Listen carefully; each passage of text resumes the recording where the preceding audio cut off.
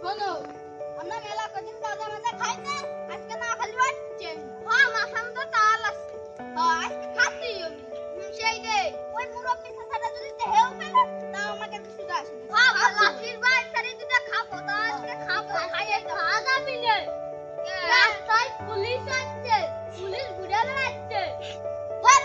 Police মানে কি রে? পুলিশ করে দেখা যাবি। আসতে আজকালকার গাদা কেমন হচ্ছে, আজকে ধরবো, ধরতে হবে। চলো। আস্তা পাগল বল।